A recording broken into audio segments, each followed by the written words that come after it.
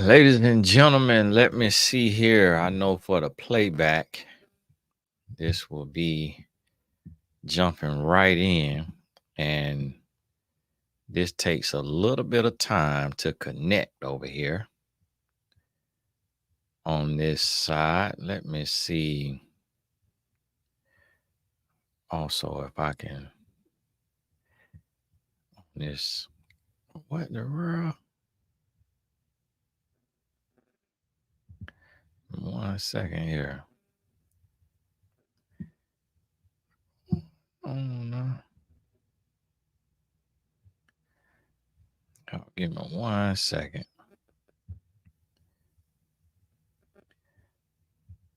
Okay. How long was that? Oh, had that wrong. Well, we got this right here. I was getting ready, trying to share the video.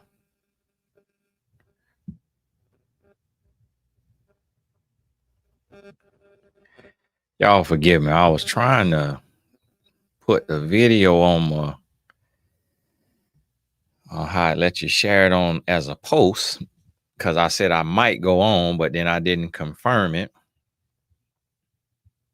Now, this is one of the perks of being in the Blessed Tribe, where we do the Q&As. As often as I can, I try to do them.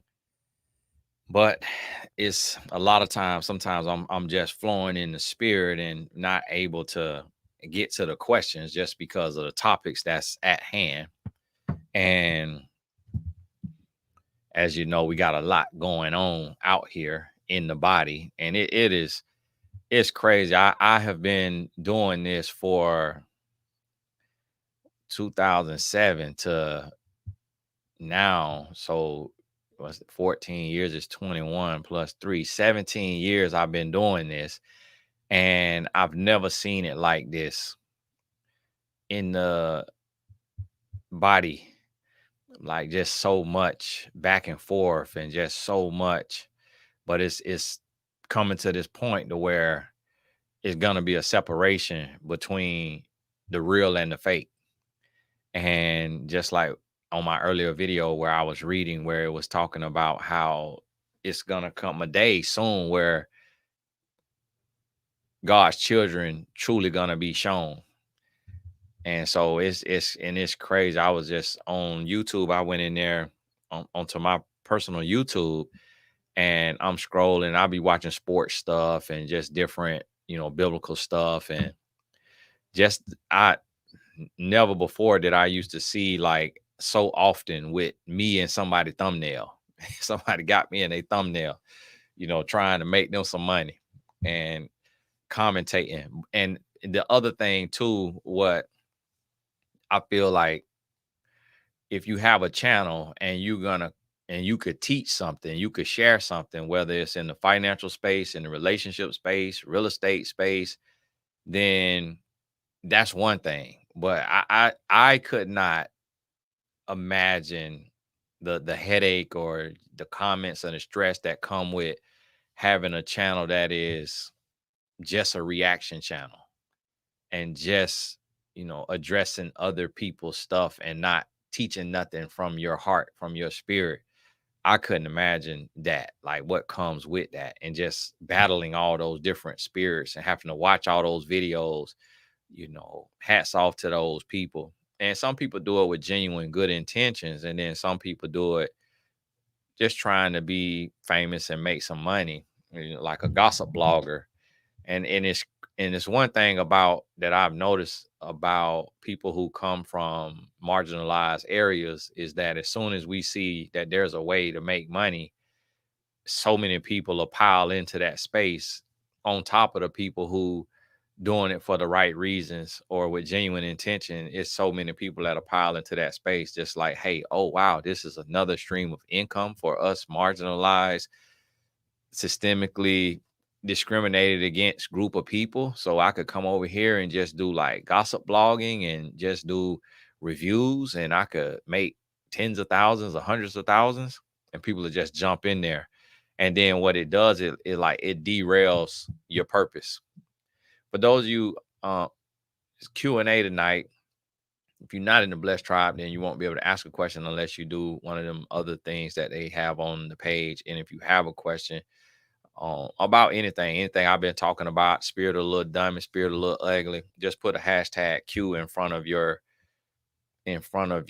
question. And I have not ate today. I've been fasting all day today. It's 8 o'clock. So can't remember what time I ate last night, but I'm probably coming up close on a 24-hour fast. So I'll probably be on here like an hour, two at the max, but I have to get me something to eat.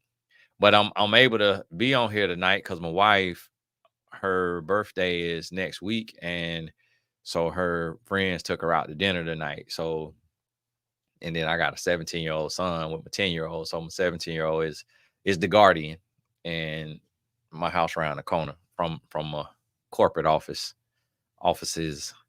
For those of y'all in the mental health branding class, it'll be here at my office. And so we have some of the people who come into the mental health branding class next month. If you don't know about it, that means you're probably not on the mailing list, but I probably won't mention it like on an email list again until after the channel opportunity is done. So don't forget tonight at some point, if you haven't yet, click the link in the description box so you can see the channel investment opportunity and be able to look at that, read all about it, see if it's something for you. If you didn't do the max or whatever, and it was more that you wanted to do, look at the deadline and make sure you stay on top of that.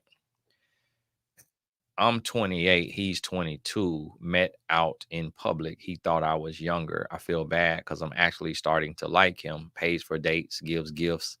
He FaceTimes, keeps in contact every day. FaceTiming and keeping in contact every day is a big deal. He is younger. Typically, it would be not recommended. Like, you typically don't want to be with a man that's more than 3 years younger than you. He's double that, but he's still inside of the 10-year, age gap, where it's people that got more than 10-year age gap. But I always say you kind of don't want to go more than 10 years. But for a woman, you really, when you are dating a man younger, it could be kind of dangerous. But the fact that he thought you was younger, he could be looking at you as his age, even though you're older. So you got to judge him by his character.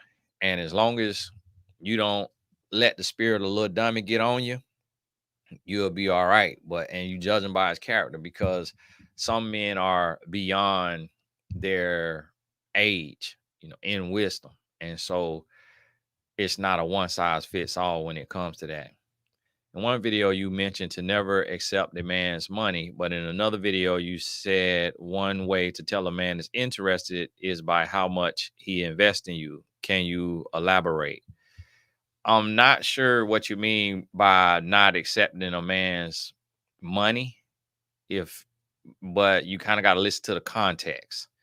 And then with investing you got to listen to the context as well, because investing you could be time and energy. But a lot of times I think when y'all be listening to videos, y'all put them together and it could be two totally different scenarios and two totally different reasoning. So you can't string them all together if it's addressing a different type of situation.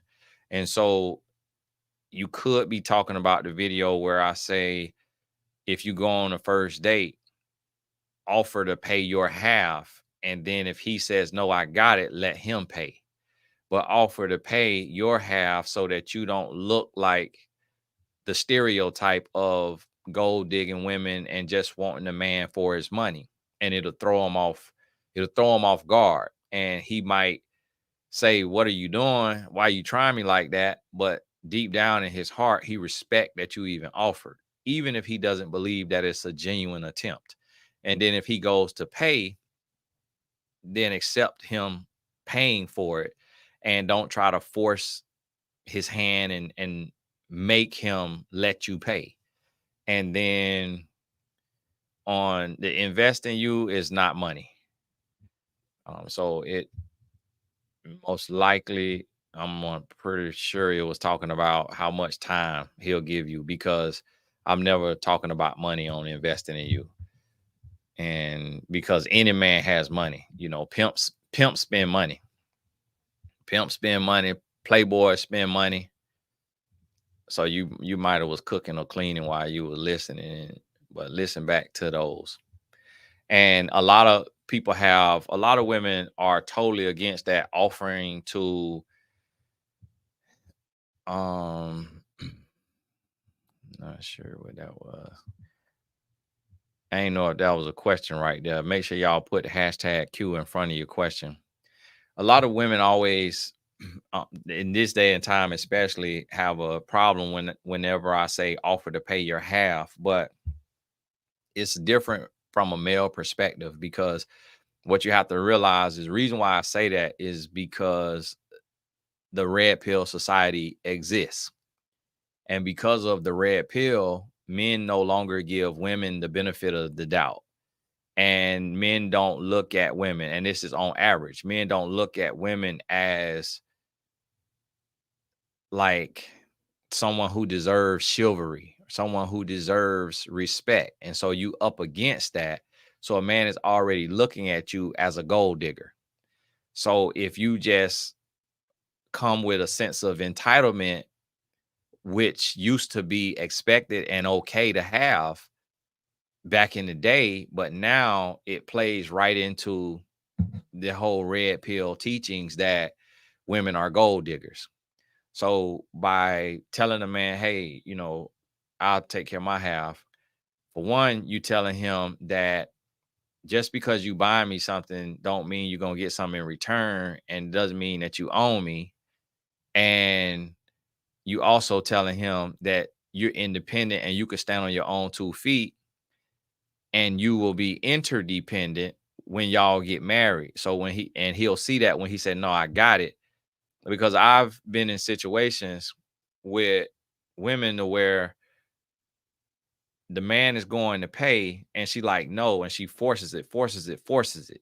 So what that means is independent and unable to become interdependent. But when a woman offers, what it says is gracious, not in offers to pay her half, gracious, not entitled, keeping her own, meaning understanding we're just getting to know each other. This could be a mutual thing. And the date was a mutual idea. Us talking is a mutual idea. And that disrupt, a lot of women's spirit, but it's just because of social media. It's social media. If I had a daughter, I would tell her to offer to pay her half. Honestly, with my daughter, if she was dating like in high school, I would make her pay her half. Like I wouldn't even tell her to accept anything, because I know how men think. And I know how a man might pay for something, feel like she owes him something in return. And then when she doesn't give him that, he gets violent. And there's men who I've seen videos of it. I don't know if it was real or staged, but there's men who have dropped women off on the side of the road. Men who done kicked women out their car. Men who done made a woman get up and just leave immediately after he done paid and he thought he finna get something. And I remember one of the sports commentator guys on one of his like little shows, little podcasts on YouTube, he was saying that if he buy a woman a steak or steak and potato and all that, she finna open them legs. And this, this man in his 50s. And so that just kind of goes to show you what you're talking about. Mhm. Hey, Tony, the house is selling on Monday. My mom has been verbally that I need shelter until the wire transfer over a few days. So I let my pride go and ask for shelter. Yeah, I mean, like they say, sticks and stones may break my bones, but words never hurt me. So you have to realize is, that's your mama. She ain't putting hands on you. If she being verbally that, and you need her, it come with the territory sometimes. It's words, you gotta let it roll off your back like water off a duck. And just understand that she's speaking from a broken, hurting, traumatized space. So just understand that and don't take it to heart. Like you never should take someone serious who you know is not all there. It's different. What is a good dating timeline? I'm 34 and he is 32. He asked for exclusivity around 2.5 weeks. Well, that means that he it's a lot of caveats and nuances to this. So on a general situation, you might need a coaching session, but on a general situation, let's say a 32-year-old man who is established and he doing fine. He doesn't need a place to stay. He has his own place, he has his own car, and he has a job. And he meets you, you 34, and then 2.5 weeks, he said, "Can we be exclusive?" That 9 out of 10 times, with everything being above board, it means that he thinks you are gorgeous. And he sees you look like how he want his wife to look. Now, if things not above board, then that's when it could be anything. Like if a man moved that fast, 2.5 weeks, sometimes it's a man need a place to stay. Sometimes a man just broke up with a woman and he want to make her jealous by posting a new woman on Facebook. Sometimes a man needs some money. He on hard times. He gonna be asking for a loan within the next 2.5 weeks. So when things are not above board, that right there, exclusivity at 2.5 weeks would be a bit fast. But because typically it'll be around the 3 month mark or so, and 1 month when a man is really into you. So it just depends on what he got going on. So to be exclusive is fine. It just that shouldn't include sleeping with them. Don't let that mean sleeping with them. How do you get over shyness and nervousness in public speaking? I'm naturally an introvert, good in one-on-one conversations, but get very anxious in front of groups. Well, it's very hard to overcome if what you're talking about has no purpose. So whatever you're doing, you have to connect it to purpose. And when you connect it to purpose, then that gives you meaning while you're speaking. So let's say you presenting to the boardroom at work. If you connect it to purpose and you say, well, I'm gonna shine for all black women, and I'm gonna let them know that black women are capable and that we're strong and that we're smart and that we deserve to be in these rooms. Now you just connected this mundane business presentation about the fourth quarter marketing strategy to something deeper than that. And so it emboldens you and it gives you what you need to stand up in front of the crowd. Like I'm an introvert. I don't talk outside of me talking on YouTube. I don't talk outside of it other than one-on-one conversations. But because I'm living my purpose and I'm serving my purpose, notice I'm not on here as a gossip blogger showing clips from other things online, other people online, replaying it, and then just commentating on it. I will do that on a topic that y'all present to me, but that's not my day job. And so, because I'm actually doing a work that I feel is helping people and blessing people and touching lives, and I get that kind of feedback from people, it helps me get out of my introvert shell. So you just have to connect it to purpose. To clarify, you said never accept the man's money in reference to not being bought. But then you said how much he invests, which included money, of course, time, etc. No, that you putting it together, but it's not the same thing. So you probably have to. I don't know what video you're talking about, and so I really don't know what your understanding is.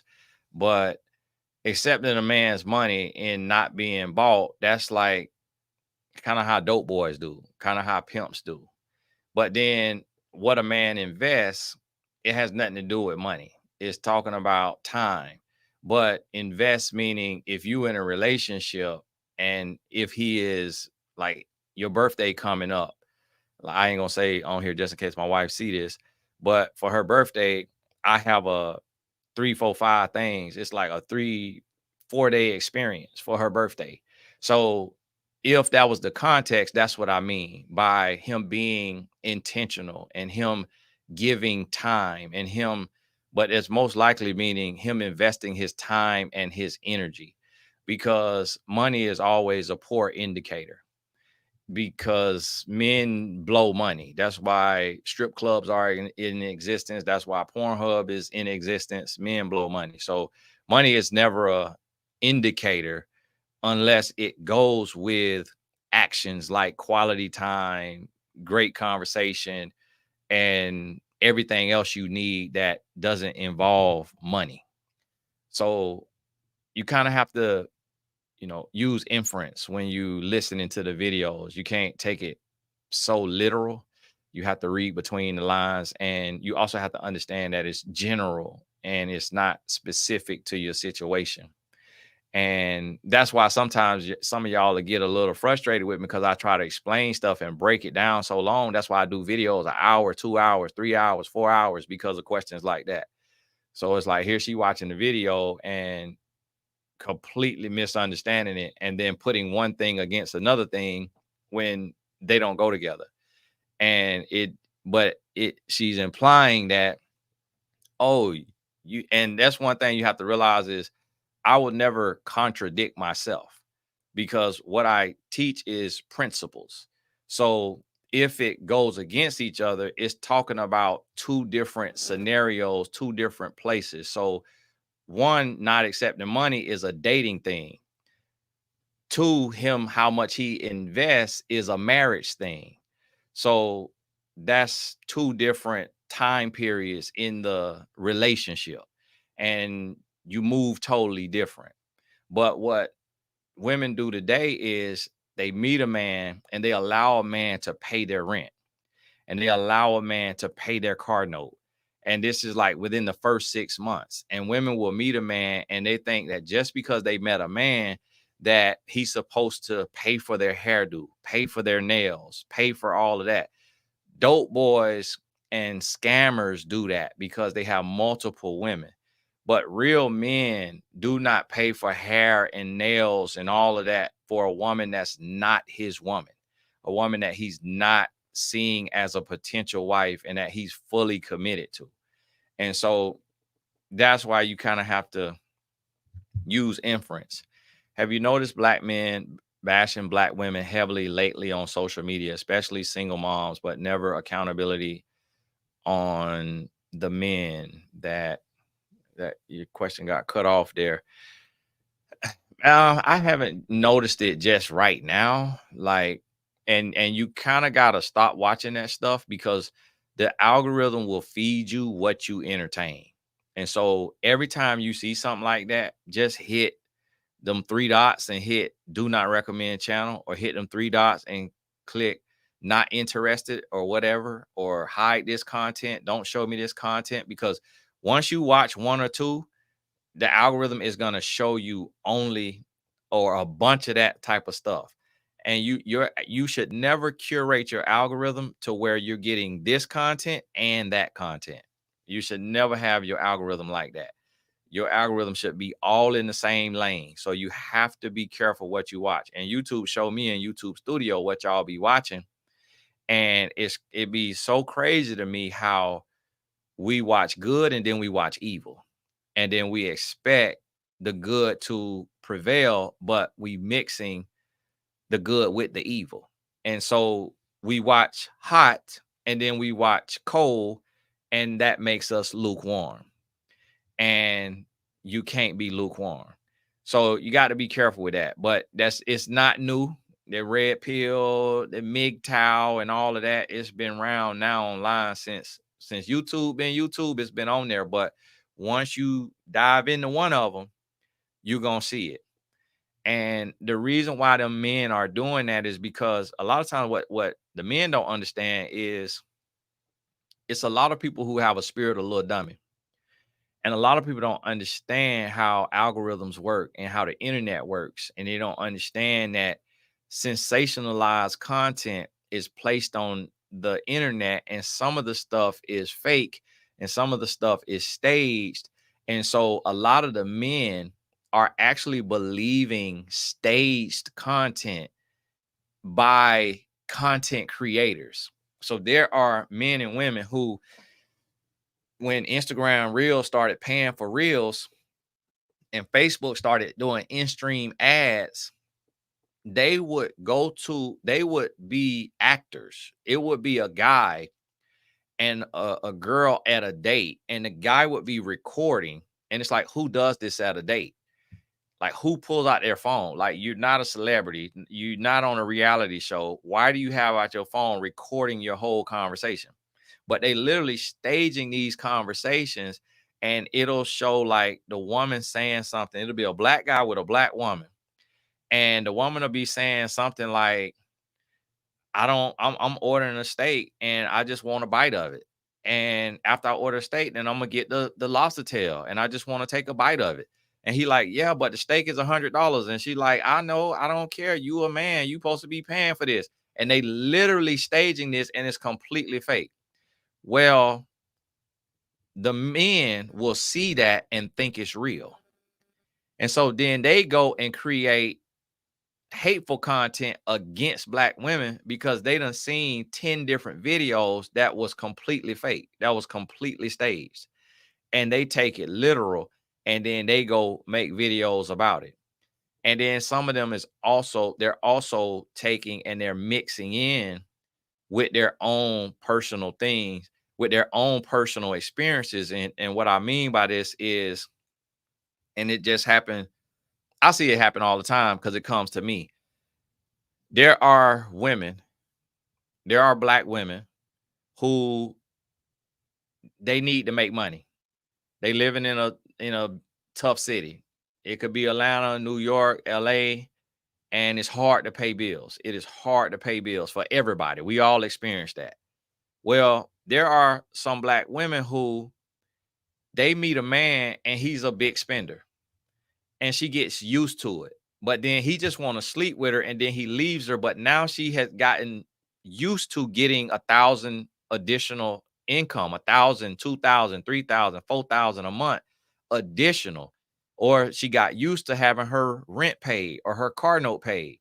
So then once you get a taste of that money, it turn you on differently. And now in your next relationship, you expect the next guy to do the same thing. But what you don't realize is the last guy was doing it because you was one of 3 or 4 women he was sleeping with, and he give money to buy you, to keep you quiet. And so there's women who start to just seek money from a man, and they want free dates, and they want their hair paid for, they want their nails paid for. They just come in with this greedy sense of entitlement. But what they don't actually realize is they've been brainwashed by the rap music, the music that they listen to. They're listening to the City Girls. They listening to Meg the Stallion. They listening to Cardi B. They listening to Sexy Red, Glorilla.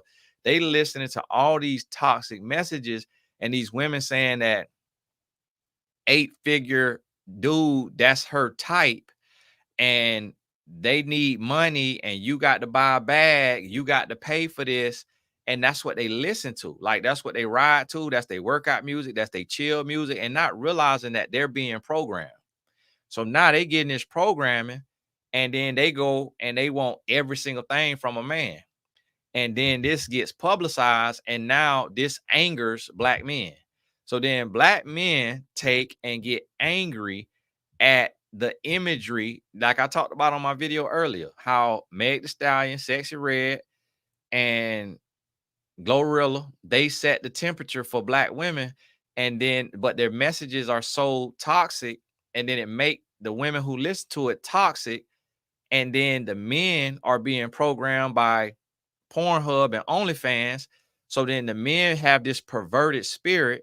So now the black man want a black woman with a big fake booty and big fake breasts and a tummy tuck and the tattoos on her stomach and her hips that's covering the incision marks from her surgeries. And he wants that woman because that's what the rappers and all the athletes seem to be liking on Instagram and dealing with. So, but then that woman, she's being indoctrinated by the gold digging rappers who rap about how they gold dig and get money off of guys. So now they come together. He is ugly to her in real life. I ain't talking about look ugly, the spirit of look ugly. He looked ugly to her in real life. She looked absolutely amazing to him. She see him as a meal ticket. He sees her as his porn star crushes in real life, a manifestation of who he watched on his nasty movies. So now they come together and she play him for money. He get her for sex, she get him for money. That right there, that oil and water, that that matchstick and gasoline, that happens. So next thing you know, he calling her all kind of names. She calling him a broke bum. He calling her stupid, this and that. And so now they hate each other. And those men who was looking for a woman with his little head instead of the head on his shoulder, those are the men that you see on YouTube and on the podcast. But those men are what I call porn babies, meaning that they were raised on porn. And so because they were raised on that, they've been watching it since 10 years old, 12 years old, 15, 18, whatever. They now are so desensitized and they so detached from reality that they can't see a real woman from a can of paint. They don't know the difference. And so they go and they get with gold digging women, savage women, dog of a woman, Jezebel women. And a woman know how to move and play the game better than a man in this situation because she got body that a man goes crazy over, where there isn't really a lot of women that's super crazy over a man's body if everything is okay with her. Some women have been exposed at a young age. They've been turned out at different places, different times. They didn't experience something with a guy and it went into erroneous zones that then changed the way she feel and move and what she desires. But a man always going crazy over a woman body, but a lot of women don't go crazy over a man body. So now that woman, she uses that body, and then this man, because he is a porn watcher, he is a sucker for that, and he falls for that, and then he get used for his money. And so then he comes out of that situation, and now he go get on a podcast. He go starts a podcast, and he has this vitriol for black women because he's been used and abused because he was picking women with what's in his pants instead of what's on his shoulders. And so that right there is a whole series in itself, but that's why you seeing that. It's just one demon disturbing another demon, they arguing, and then their arguments go to a platform. And because the devil is the prince of the air and he owned the airwaves and he owned the algorithms, they get all the plays, they get all the views, and then they disseminate their foolishness, their dumb messages to the rest of us everyday average people. And now we get depressed and we get stressed and we are worried and we upset because we listening to dummies with microphones, because they have all of the attention and they have all of the buzz because of social media is created to make you angry. It's created to addict you. So it's not going to give you soothing, calm, healthy messages. It's going to serve you stuff that infuriates you and enrages you. But because of the release into your bloodstream, that cortisol and whatever else that's being released, you get addicted to this pain. And so you will become a glutton for digital pain. And so that's why it was so many women watching the gentleman who passed away, who was sitting in the dark with the thing spinning on his desk. It was so many women that will watch that man when you could tell he was a woman hater. Like you could tell that he didn't have a wife, he didn't have a public girlfriend. He was sit kind of feminine, kind of move, kind of talk kind of feminine. raised by a single mom. It showed in his speech and what he was talking about and some of his ideology, but he was worshiped and praised by other lame men. Any man that I ever met that's cut from the cloth I'm cut from, we looked at him like a lame. But it was millions of men who are actual lames, meaning that they was raised by a phone screen or a computer screen watching naked women sleep with men. And they were not out in the field, in the trenches, shooting a shot and building and connecting with women in real life. They were on the phone or the computer. So they then gravitate to men who just sit on a computer but never actually had no real life experience of being him, being the star athlete at high school, being the athlete in college, being, the money man in the city. They were overlooked, mistreated, dogged out, and then they get a podcast mic and it becomes revenge of the lames, revenge of the nerds. And I'm just using the terms of street terms. I ain't calling them that like that, just the term of how we see them in that terminology. And so that's where that come from. And once you realize that, then that's when it'll set you free to where you got to question the source. Why do you think there are more women than men at singles events? I've been to several singles events and it seems to be majority women because women seek self-development in public. Women are not afraid to live out loud. Women are not afraid to be vulnerable because society has created a thing where men have to hide our feelings and emotions, and we can't show vulnerability. We can express anger, we can express rage, we can express frustration, but we can't show vulnerability. Even today, I picked up on it, and I don't know if he picked up on it, but I was with my trainer working out, and he got a little son. It's a white trainer. He got a white son, white wife, but his son nickname is Mad Dog, and he called him Mad Dog, and he don't call him his name, but it's power in the name. And so this young man who's like 4 or 5, his name is Mad Dog. And when he tried to get him to talk to me, because I had gave him some dugout seats to a MLB game not too long ago, I think he wanted him to say thank you or something. He put his head in his hand and he started crying and he ran away. And so it kind of coincided with like him being mad, him being stubborn, him being, disgruntled, and him, and it matched his nickname. But I don't think we tie it together and we don't really think about it. And that's how, so men, we raised to be dangerous. We raised to be tough. We raised to cry in the dark, and we raised to hide our emotions and to hide our feelings. Whereas I can't even count how many times I've seen a woman crying in public. But in my lifetime, I heard a lady say she done seen a man crying in a car or whatever. That's an exception to the rule because I look at everybody around me and I've never seen a man crying in the car. But I have seen so many women like red nose, boohoo crying. And then if I don't see a woman boohoo crying, I see women singing like they Whitney Houston in the car. And I'm like, it's crazy how on one hand we say women are oppressed, but then on the other hand, I see women with so much expression and so much vulnerability and so much openness.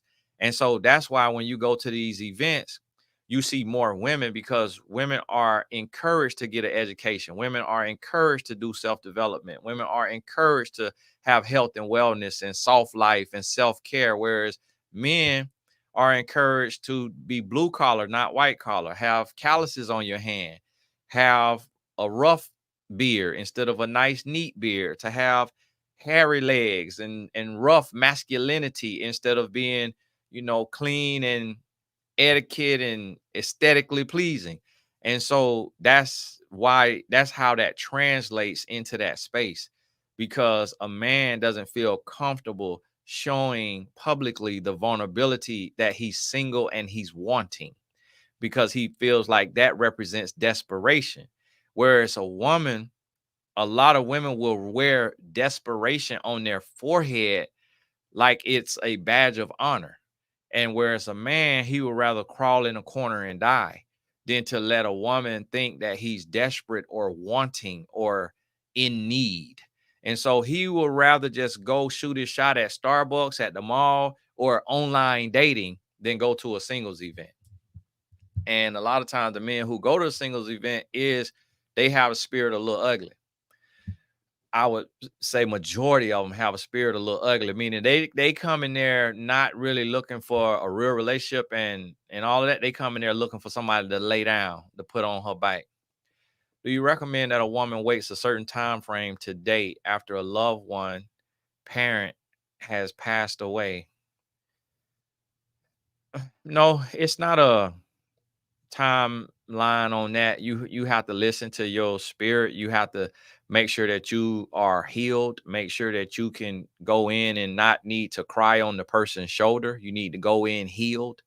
You have to make sure that you go in and you don't have wounds from it, like daddy wounds or mommy wounds, to where you're going to be standoffish or overly sensitive or disrespectful or disengaged. So if that takes a year, if it takes 6 months, every person is different because people, grieve differently. And so think about, just listen to your spirit. I have recommitted my life to Jesus last year in December. As a babe in Christ, how can I focus on my own walk without projecting my beliefs onto others? I don't want to appear judgmental and harsh. You only deal with what comes to you. So you don't have to tell anybody else how to live their life or what to do, or you don't have to look down on them, but you don't have to go out to the club. You don't have to go to the house party where they're going to be smoking weed and drinking alcohol. Just say, hey, no, I'm okay. I got plans. And so other than that, you just deal what comes to you. So if you meet a man and you dating, if you're not married, and you meet a man and you're dating and he said he tried to make a move sexually and you say, hey, no, I'm not ready for that. That's not where I'm at. I'm not into, sleeping with somebody right now. And you don't have to go too deep in it. You can choose to say I'm abstinent or I'm saving myself until marriage. You can choose to say that. It's a risk, it's a gamble. Or you could just turn them down and say, no, I'm not ready for that. I don't want to do that. So you only have to deal with what comes to you. And when you're a baby in the Lord, stay a baby in the Lord as long as you can stay a baby in the Lord. Meaning, don't feel the pressure to start a YouTube channel or start a TikTok or Instagram and start preaching to people. That's the mistake that a lot of babies in the Lord make, and because they don't understand spiritual warfare. And there's so many women online who are teaching the Bible and they are in fornication. And it's because they have a spirit, a little dummy on them, and they online and they're teaching the word of God because they want spiritual authority. And the reason why the Bible talks about in that certain region, when Paul was talking to them and he was saying the women are not authorized to be pastors, to teach, and it was because they were being deceived. And so people were coming in and they were mixing up the gospel. Like they were, because in the other passage we read the other day where it said in the last days, in the end days, that your sons and your daughters will prophesy. So it's not just a one size fits all, that a woman can't have dreams or have a prophecy or be a teacher, but you have to make sure that you really have sat and supped with the Lord and that you're not easily deceived, because the woman is the most easily deceived. Like, it's very hard for men to be deceived. Like, men know what they're doing, why they're doing, when they're doing it. Men can see a fraud from a mile away.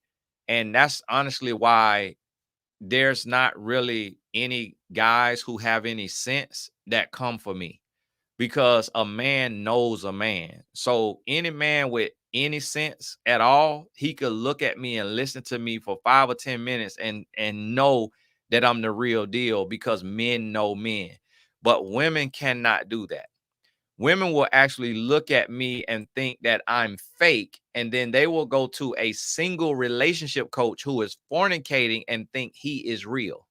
And that's the delusion of a lot of women.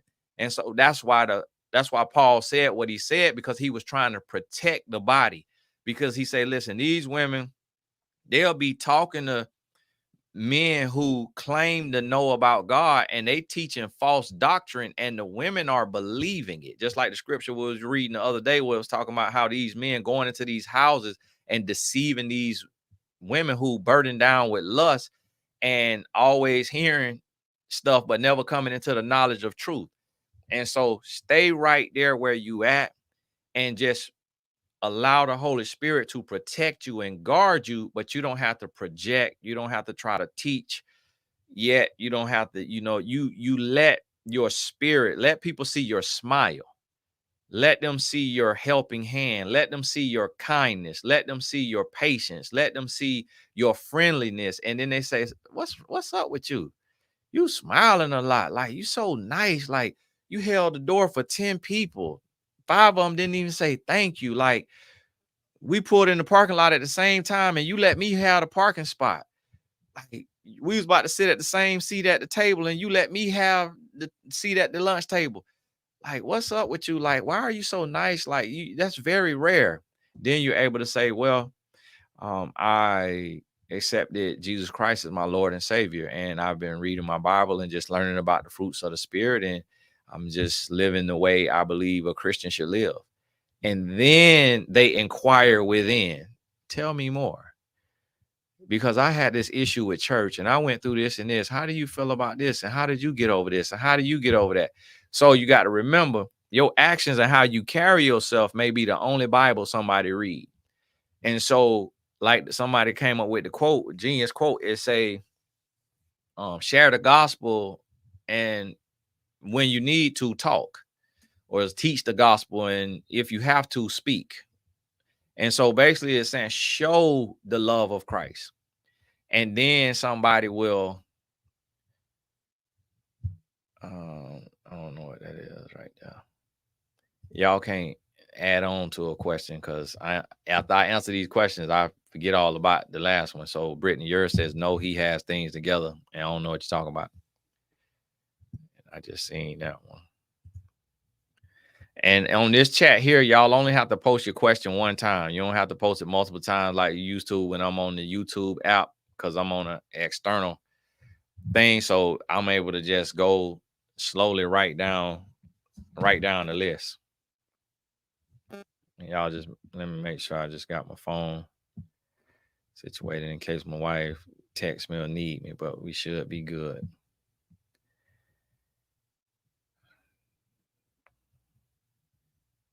She had sent me a picture of her outfit before she left, because I was filming a podcast with Caleb. Our episode come out on Sunday. How do you help a friend whose husband is and has committed? I've sent her your videos and she gets it, but she is not changing. His spirit, man, is not right with God.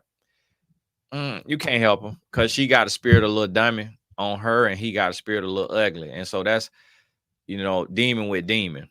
And they feed each other, they reinforce each other. So people in the carnal lifestyle and the carnal mindset can't understand, and it might not be good as you send her videos, because what if she see this video? She like, you asking about me? He talking about I got a demon in me. Hey, let's see, they judgmental. He talking about I got a demon. But that's the thing. It's like the eighth wonder of the world, and not wonder like wondrous, but mystery of the world, is why women do what women do. Why women stay with men who is absolute hot mess.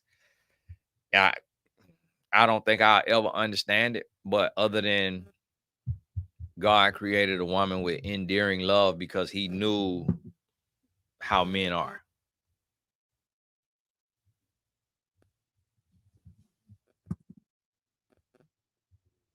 Hold on one second.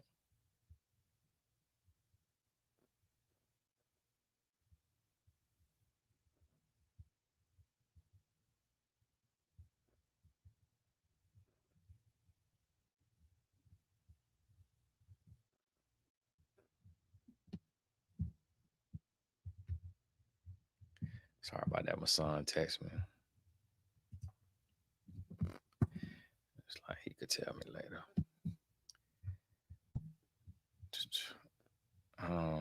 AB Kenneth, this the other version of your question, I guess. So yeah, I already answered that.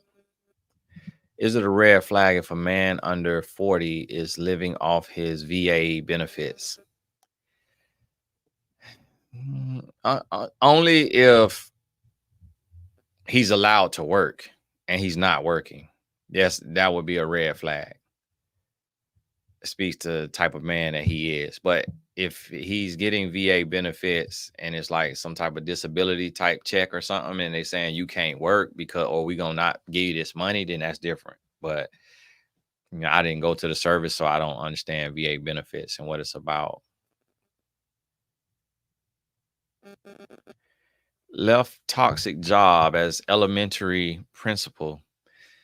New job as principal is much better. Wrote 2 books. Wife and mom tired. Want to create a company. Create company. Hesitant to step out. Thoughts, sister.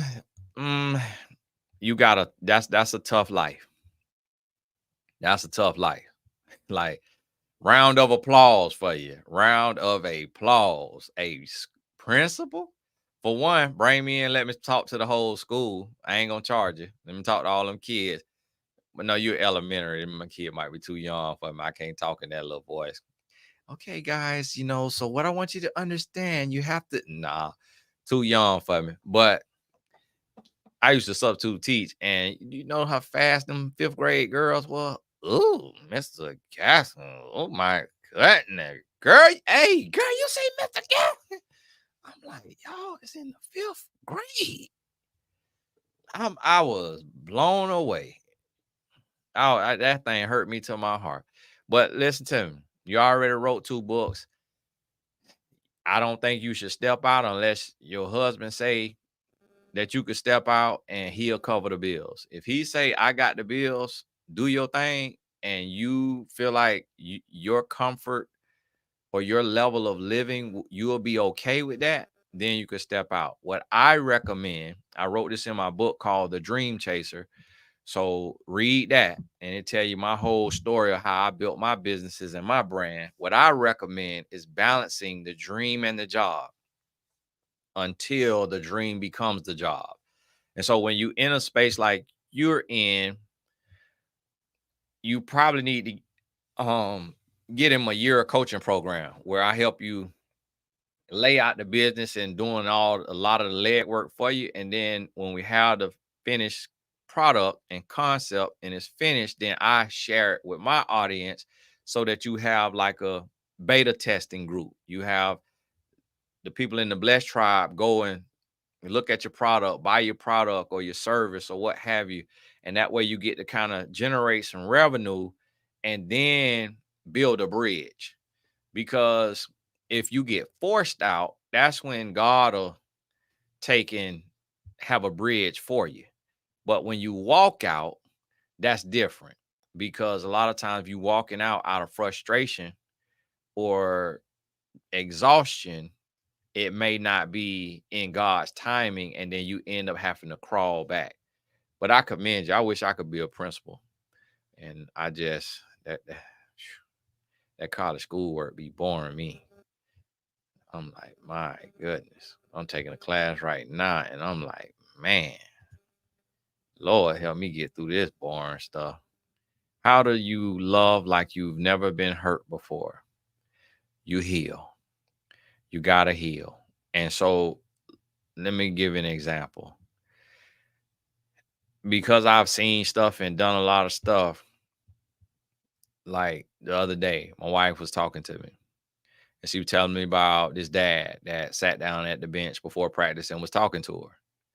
Well, the flesh wanted to say, oh, be careful talking to them other dads now, because some of the men got a fetish for black women and want to hit on you. And she don't like that though, because she feel fully aware, fully strong. And I done said that in the past when about soccer dads, and she didn't like it. So it let me know she don't like that. Like she feel like she got it. She understands. She would never deal with one of these dad bod white men.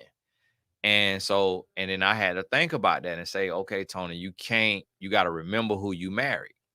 So you you didn't pluck a woman off of the stripper pole. You didn't marry a Jezebel. So she don't need the same type of, you know, warnings as a woman who was in the streets and is easily susceptible to whatever it is. And then I also heard in my spirit, think about your interactions with soccer moms and how long one of them moms will talk to you and you feel absolutely nothing. And you would never ever try to deal with somebody who is a mom of one of your son teammates, and you 100 times nastier than your wife. So this is what I mean by talking yourself off the ledge. So when you move forward into your next relationship, everything that you've gone through and that you've seen, you're gonna be triggered and you're gonna want to say, who is that texting you? Who is that calling you? Where were you at? What were you doing? Do you like her? Thank you for telling me about the conversation with your boss, but do you got a crush on her? Like, you're gonna hear all of that, but you hear it, you process it in your head, you identify where it's coming from. So now it's coming from insecurity. It's coming from past trauma. It's not coming from a legitimate reason. Now, if it's coming from a legitimate reason, a legitimate concern, it's coming from probable cause. Like in the court of law and in criminal justice, if you have probable cause, if a police has probable cause, he can search you. If he don't have probable cause, he have to ask you, can he search your car? And if you say no, he can't search your car unless he goes and gets a search warrant. But if he sees a gun on your seat, he can then ask you to exit the car and he can go in your car. If he see drugs on the seat, so if you see a woman text your man and it says, "Hey, sexy," now you have probable cause to address the situation. But if you don't see something that gives you probable cause, then you have to walk in trust and walk in emotional security and emotional regulation. And you have to check your insecurities and your past pain and your past struggles at the door. And so I do this every day because this stuff is it will haunt you the rest of your life. Like, it's not something that you just get to a point and you just mindlessly can be uber confident and uber happy and uber trusting. Like, whenever you've had trust issues, you're going to have to overcome that for the rest of your life. Like, and not in a literal sense, like, yeah, you might come to a point, but you always going to be for several years or even a couple years before it becomes like riding a bike and you're able to change it. But the thing is what we fail to realize is when we give in to our insecurity. So if you hear something, you feel something in your spirit, and you act on it. You've acted on it before. When you said, who is texting you or who are you talking to? That you felt so tense and you was fighting everything in you not to ask that insecure question. But then when you ask that insecure question, you got a release. So your brain gave you a release. And so the next time it comes up and you working on yourself and you like, I can't show insecurity. I can't show insecurity. I gotta trust. I gotta trust. I gotta trust. But you start to feel tense and you start to feel anxious. You start to feel worried. And then boom, you just ask it real quick. You get that release. So every time it's like you hitting the pipe. It's like you getting high. And so you have to build new brain patterns, which is what is called emotional intelligence, by not doing or saying that insecure or traumatized or broken thing that you normally do. And every time that you do it, it's like you're laying another plank to your bridge. You laying another prank to your bridge that's going to get you from broken to healed. And every single time you fight the urge to ask that insecure question or to act out in that trauma, you developing new brain patterns. You create new brain patterns, and then you're able to move forward. And that helps you build a new type of relationship than what you're used to. Can you explain the reasons men pull away early on? I broke up with a guy after 3 weeks of dating for going silent for 3 days. Is this him not? Well, it you you would have had to hear what he said on the other side of that silence. So if he came back and he said, I got arrested and I was in jail, and you look it up and he was in jail, now you know why he was silent. If he came back and he said, my mom passed away and I've just been in grieving, and you Google it and you see her obituary, if he come back and he had mental health issues or what have you, but if he just popped back up like nothing happened, then 9 out of 10 times it's another woman. It's another woman or it's a mind game. And you got every right to do that. But if a man who wants you and he's healthy and he's whole and he's healed, he will never disappear for 3 days. Unless he is on the moon with Jeff Bezos and Elon Musk in a jet program, or he is underwater in the Navy submarine, a man would never not reach out to you for 3 days, for multiple days. He won't even reach out to you he won't let 24 hours pass without reaching out to you if he is really into you.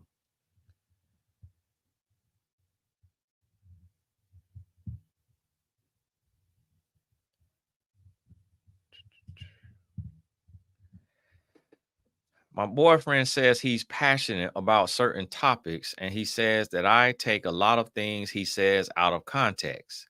How do I differentiate between passion and or him just being obnoxious? Yeah, I'm gonna need a little more context on that, but 9 out of 10 times he being obnoxious, and then he giving you a word salad and a Jedi mind trick. But the only way for that not to be the case is if you know you 100% healed.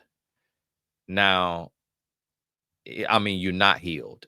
So if you're not healed and you were triggered by a man in the past who would play mind games and stuff like that, and you didn't heal from that, then he could be being passionate. But it just you shouldn't be able to. Passion and obnoxious should never be in the same sentence. Like it just doesn't go together. Like he shouldn't feel passion and you feel it's obnoxious. Like I'm not really following you on that there. So maybe give me a topic idea. Like what topic is he passionate about? That'll help me understand. Now, if it's like passion about the game, he watching the game or something like that, and he yelling and screaming, he jumping and down, then yeah, that could be passion. That could be passion. But if it's about like some red pill stuff, then that's obnoxious. Can you touch on being careful with a man who doesn't feel good about where he's at in life by a certain age? I'm 23, he's 31. He complains about his job and always wonders why I'm into him. Angry. It that right there is it's a cry for help. It's him seeking affirmation. It's not really about being careful, but he's he's insecure and he wants assurance. So he don't want you to just be there and to be quiet. And you don't have to say it every day. You don't have to say it every week. But what he needs you to say is, listen, you bring this up a lot and you touch on this a lot. But I want you to know that you're doing perfectly fine in your life. And if you're not happy with where you are, then do something about it. Hire a mentor, hire a business coach, hire a career coach, and do something about it. Because I'm with you, because I'm into you, and I think you are enough. But you have to believe you are enough. And so, because of how men were raised, not being affirmed, not being praised, not being supported emotionally, a lot of men are like that, just insecure and unsure. And then, if he has social media, it 10x's those feelings because he goes on social media and he sees men who are 17 showing stacks of $100,000. He sees men who are 22 talking about their fulfilled by Amazon business that earns them 50,000 a month. He sees men 25. And so what he's seeing is a bunch of lies. He's seeing a bunch of lies, a bunch of cap online, and he is comparing highlight reels to his behind the scenes. And that is a fault of all of us that's on social media. And I see it all the time because I'm technically a millionaire, but I still have real bills.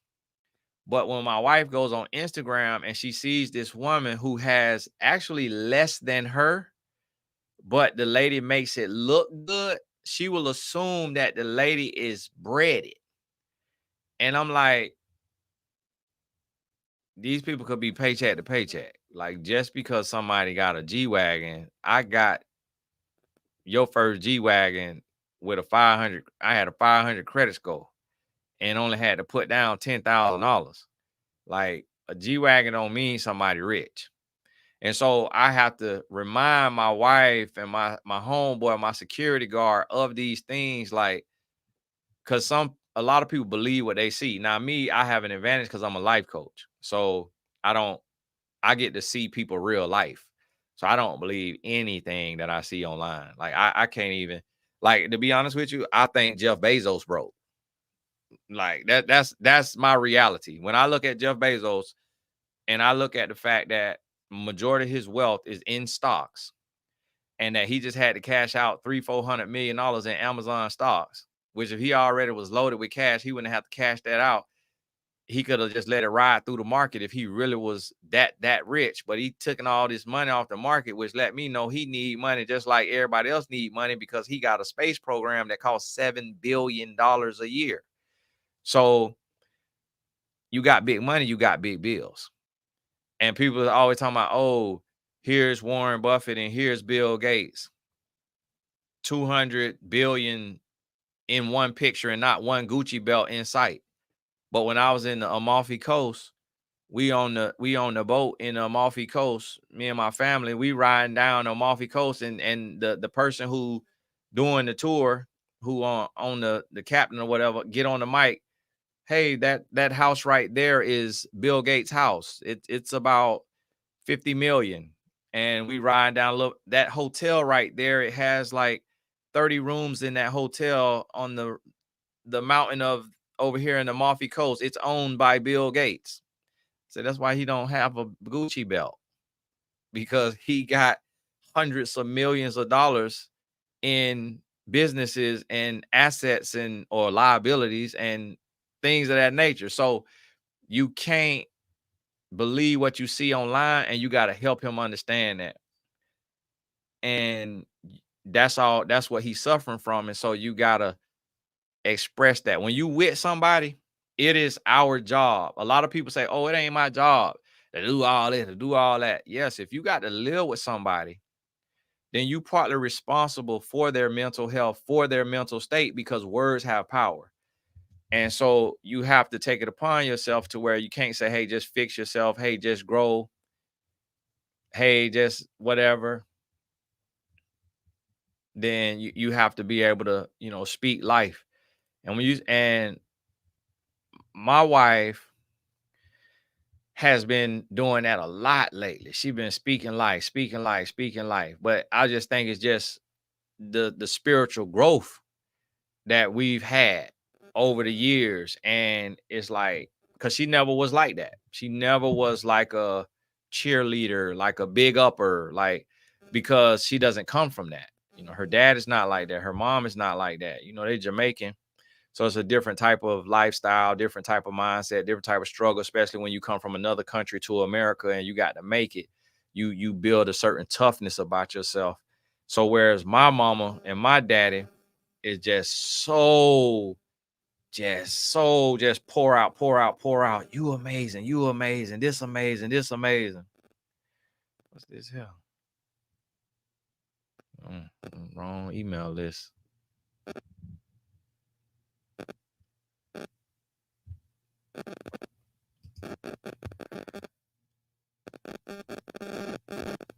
Keep watching these videos. Show up every day.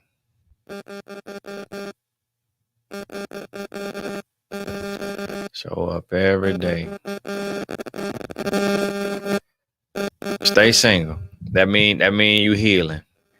Stay single. When you are when I say 100%, I don't mean literal, but when you 100% happy being single, that's when you're ready for a relationship.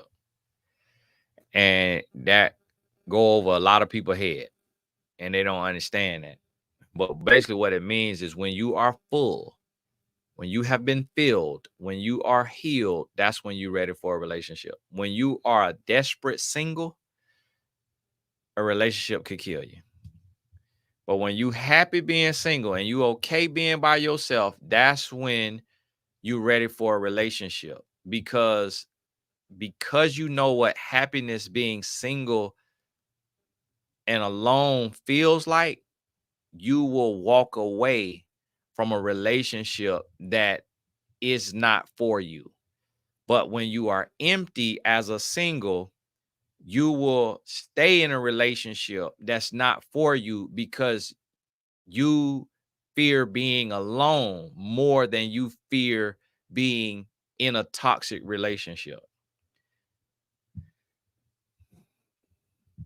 Let me see. Oh, wow. What time be flying? Hey, make sure y'all click the link in the description now. That's the YouTube channel investment opportunity. So make sure you check that out at the end of this video, or open up another screen on your laptop or phone, and you could click it while we here talking and be on another thing. But check that out. See our progress. I have not checked it today. I can't remember. I don't think I checked it yesterday. My wife be checking it, but she ain't said nothing to me today about where the deadline is. But I know the deadline coming up, and I know that, you know, we was getting us a decent amount of supporters. So I sure appreciate you. Lord now.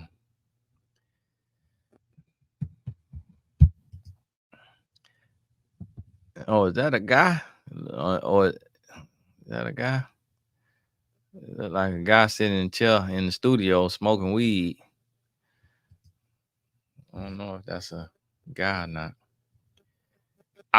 I personally don't listen to women preachers just because of the space I'm in relationships, and I just see how gullible that women are in relationships, and I just see how many women teachers and preachers and that's in fornication, dealing with a spirit of little ugly, and they got the spirit of little dummy.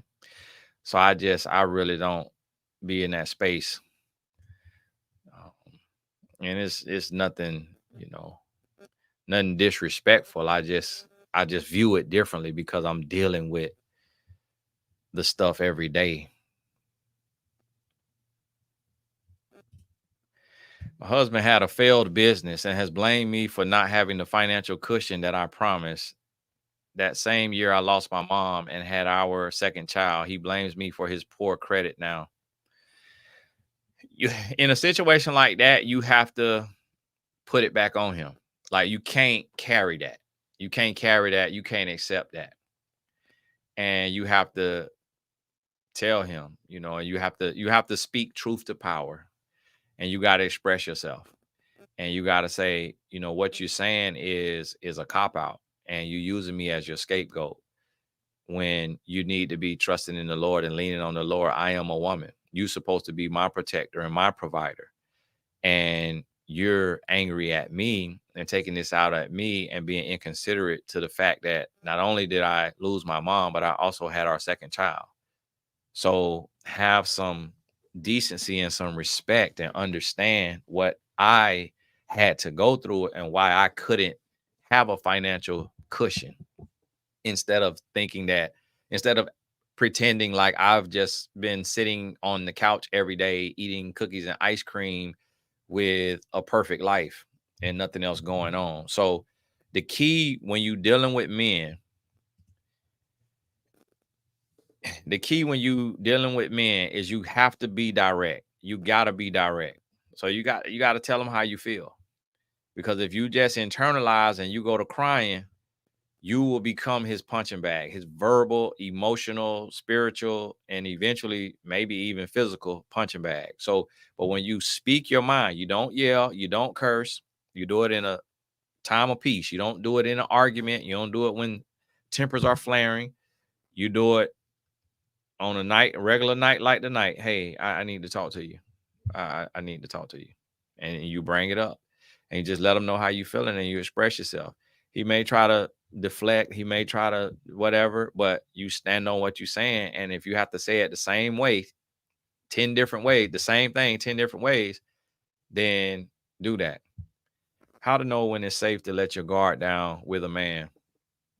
When you're married, when he has dated you consistently and treated you like you should be treated. And then when you get married and he's still being consistent.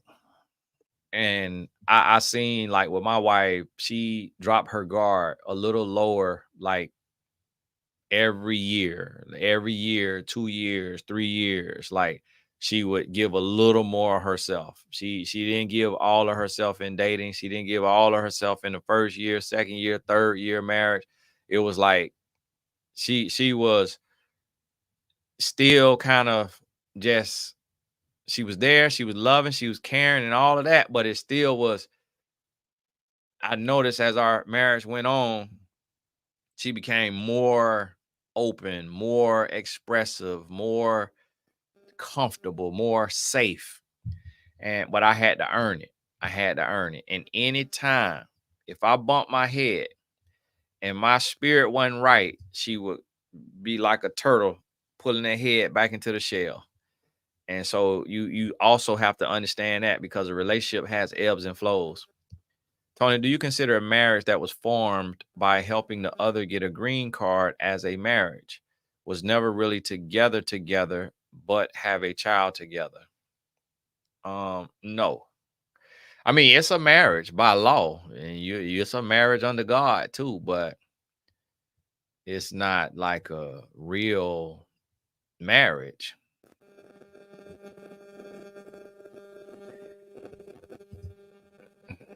Why do women love weave? I don't know if any women have an answer on that. I do not know. I understand men. I don't understand a whole lot about why women do what they do.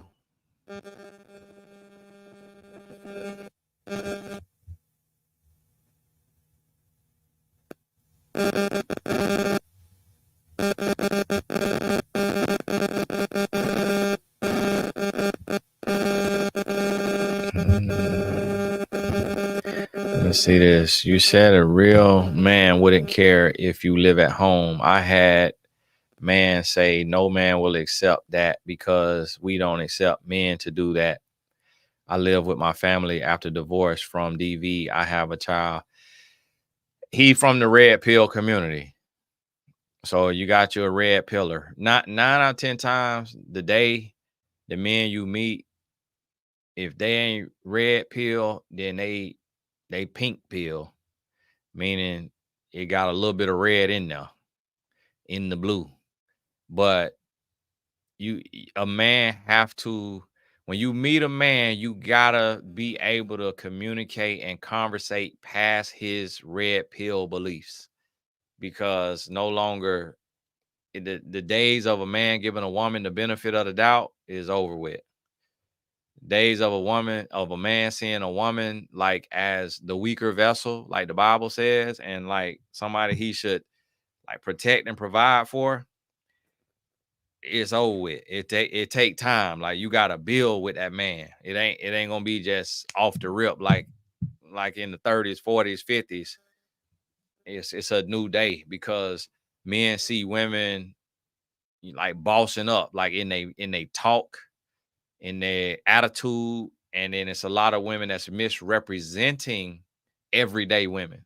So it's a lot of women with a microphone, a lot of women with virality who have a spirit a little ugly on them or a spirit a little dummy on them, and they ruining it. They ruining it for other women because they saying stupid stuff from their perspective. Like I see unattractive women go viral with a sense of entitlement. And I'm like, you cannot have no stiff lace front that look like broom bristles and be entitled. Sitting in your car complaining about a man taking you to Cheesecake Factory. You cannot have them deep swoop gel down edges and entitled. You can't be out there like that. But a lot of them women go viral and they say crazy stuff. And so men will see that and then just paint women with a broad stroke and like, oh, this how all women think today. Because this went viral for a reason. When really it's just the algorithm to keep us addicted to coming back to social media and being enraged.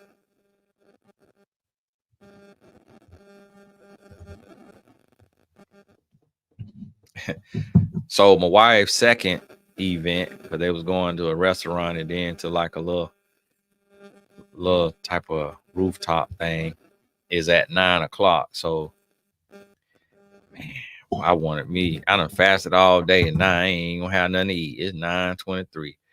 I wonder if I could eat some of that steak and potatoes at the house if it's still good.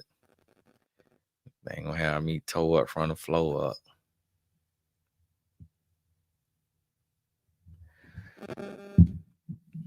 I started dating 42-year-old guy,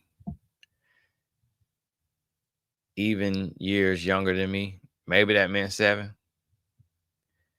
After dating 2 weeks, he asked to be exclusive. I broke things off after he asked to be exclusive after 2 weeks. Well, that wasn't smart, sister.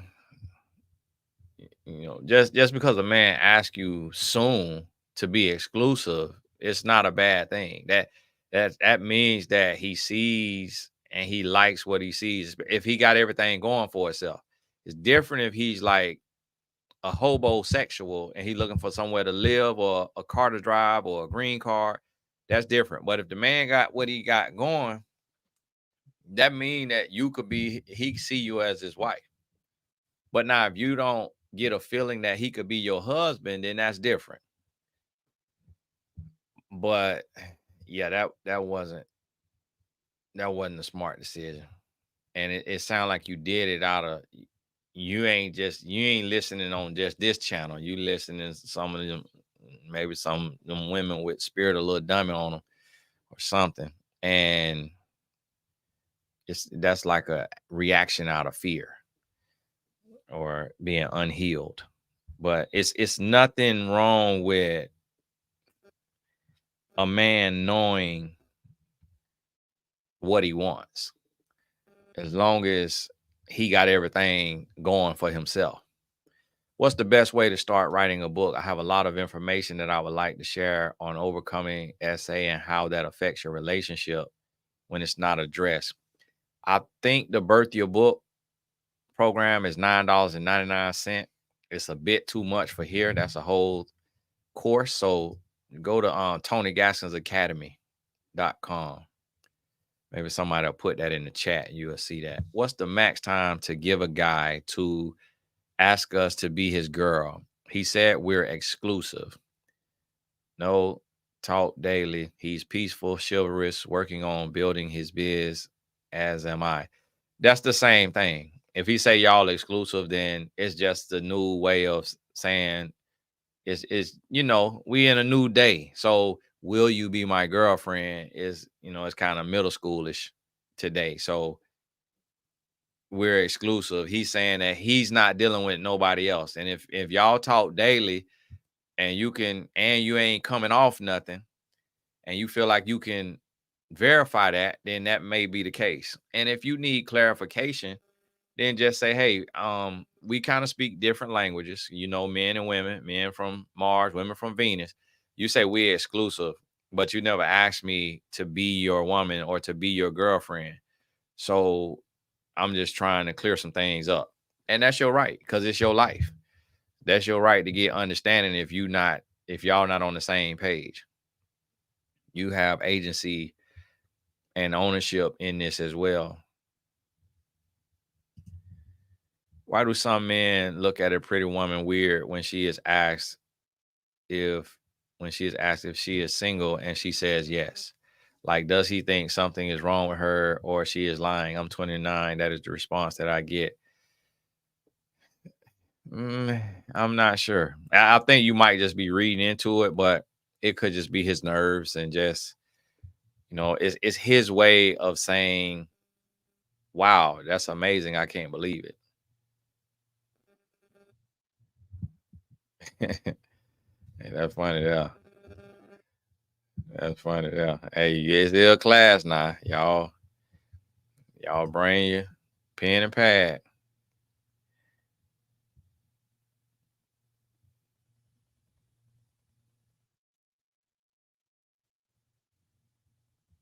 Oh, okay. Now you add a little more context to it.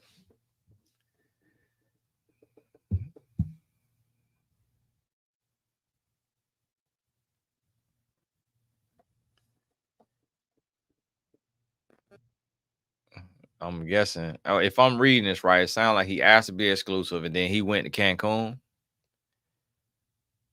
or y'all went to Cancun, or y'all was about to go to Cancun. Yeah, I'm still a little lost on that. But if he went to Cancun and you ain't hear from him, then 9 out of 10 times either he ain't had that kind of phone plan or he was with another woman or over there doing some of that passport bro stuff. Where I'm from, a lot of women my age are covered in tattoos. Are tattoos attractive to men on women? It's to each their own. To each their own. To me personally, it kind of looked like the woman was going through things and she was like having an identity crisis. Unless she's an artist and she does like she paints and draws or does graffiti on murals and stuff like that, then I look at the woman as like she was going through an identity crisis. The same way I look at a man with a bunch of tattoos, I look at it as like an identity crisis. Like he was going through something and trying to find a way to express himself. And because when you really think about it, it doesn't really make a lot of sense to put permanent ink on our body in a very painful way that we have for the rest of our lives, even though our lives change seasons, just like the weather seasons change. Why do we women care so much about a man that clearly is not checking for us? I used to do that. Now I don't understand why y'all do that, but the way I see it is I believe that a lot of women, a lot of humans really, it's a human trait of seeking validation, seeking approval. And so that's how I see it. It's a thing to where let me tell my son when it's bedtime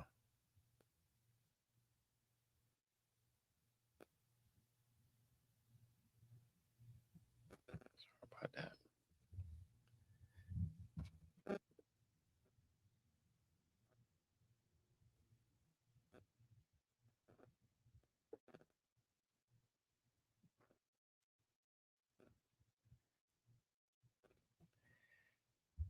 I'm about to head home in a little bit. Boys, got them showering, getting ready for bed. Seeking validation. That's a human thing of we seeking. It's kind of like how like in high school, the girl want to be with the quarterback. She don't want to deal with the smart math kid who plays no sports. She want the quarterback, or she want the point guard, or the center, the wide receiver, the cornerback. She want an athlete. She wants somebody that got muscles, he got swag, he athletic, and it means that she's pretty, she's worthy. And then the boy want to be with the cheerleader because that's like the ultimate representation of femininity, the cheerleader, the twirler, the little dazzle thing, throw it in the air and catch it. Dance team.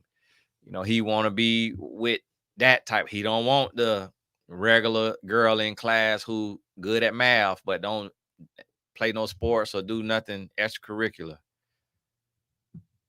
So you have to. That's all it is. Seeking approval instead of us wanting who wants us. Let me see here. Hey, well, listen, my body breaking down. I can feel my voice starting to change. So I need to go. Make sure y'all click the link in the description. Oh, you know what? Some of y'all did a super chat. I ain't even realize it. Y'all forgive me. Let me get to those real quick. I ain't even realize that. Thank you for that there. God bless you. Was talking to a man for 4 months consistently. The first time we planned to meet, he canceled due to money. Second time we planned to meet, he canceled via text. Said this potential relationship wouldn't work. Then he blocked me. Woo! Lord forgive me. Hey, I ain't mean to laugh at your pain like Kevin Hart. But Lord forgive me. My goodness, boy. Woo, you had your old doozy there. Guess what? You dodged the bullet because he's a taken man. That's all that was. He's a taken man. Because if he wasn't taken, he would have said, "Hey, do you want to go to such and such park and do a picnic on Saturday or Sunday before church or after church?" And then he was like, "I'm gonna we eat deli sandwiches, charcuterie," and then he could have just literally went and spent $20 and put a picnic together, and then y'all go out there and y'all sit and y'all talk. And if you do any type of kicking soccer balls or throwing the football, y'all could have did that or walked around the trail at the park. And a man know that. A man know that. But he was taken. He was in a relationship and he was looking to cheat. But he realized it was gonna take a little bit too much. Y'all forgive me, I just got to get these super chats. About to get on up out of here. Just told my son about their bedtime. He said, "All right, sounds good. So let me get on. See if I can get on up here. I might have to eat some Chinese food tonight." Nah. That doggone Jordan Peterson talking about Chinese people selling cats and dogs. I said, man, you can't say that. Jordan Peterson, you doggone a thinker. You supposed to be one of these. I say, my goodness. But y'all will say anything. Hey, any of y'all know a Division I soccer coach? Tell them to holler at me. We looking at all the D1 schools. I just got to throw that out there because you just never know. Somebody be like, my son coach soccer and such such. My nephew coach. My husband a coach. It's mostly just white guys in the space. I done seen like 2 or 3 black guys in coaching D1 soccer. Lover 40 and don't go anywhere. Lover 40 and don't go anywhere but church. I'm not. Now, do that say, was that lover? Was that supposed to say lover? I'm not interested in social activities and have a child and in school. Is it normal for me to want to date, but also be totally uninterested at the same time? Dare I say, you sound like a typical woman. Don't y'all lynch me at the stake? But that's how I hear that all too often. And yeah, Tony, I'm ready to date. I'm like, okay, so what do you do during the week? I go to work and come home. So I'm like, do you expect God to send them to your doorbell and ring the doorbell? Hey, God sent me. And I just be perplexed by that.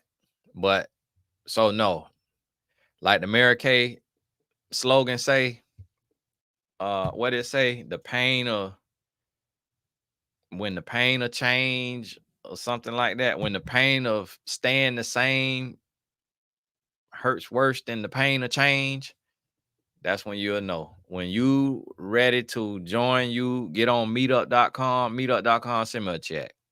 When you're ready to get on meetup.com and join your little interest group and get out once a week, and on Saturday, go to Barnes and Noble, sit in a Starbucks, work on your laptop, read your book, go to Starbucks, sit in there 2-3 hours, working on your business plan, your work, go to the mall, walk around for an hour. You go sit down in the play place. If your child is that young, if not, then but when you get ready to do that, that's when you'll know you ready to date. Okay, over 40. Okay. God bless you. Sitting on your little bag over there now. You over there, budgetista over there, paid for 2 super chats. Over there, blessed and highly favored. So hey, God bless you. Hey, thank y'all very much for joining me on here. That hour and a half flew by. Remember, click the link in the description if you hear under the sound of my voice, and check out our progress and look at the YouTube channel. This is SEC regulated now. This ain't my homeboy, the old boy out of Atlanta who did the real estate fund. This ain't that. This SEC regulated. Form C. Go on over there and check it out. You're gonna see more creators do it. I'm probably like the second or third black creator. The others, they have like small followings and not a lot going on. But you're gonna see. My wife just texted me asking my home because she told Tatum to go to bed at 9:30. But at the same time, it's like she can text his phone, but she checking on me. And see, sometimes when no, you out there on girls' night, nah, don't worry about me. You out there on girls' night. Don't worry about I'm doing the Lord's work. Tell like Jesus told me, woman, know ye not. I'm doing the Lord's work. Nah, hold on right quick. Let me let my wife know.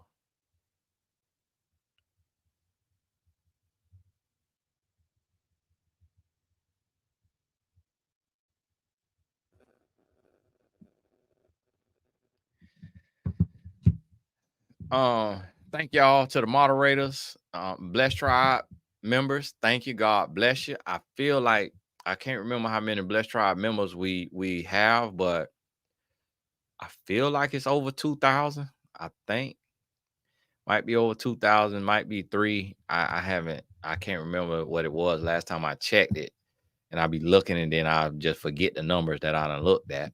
But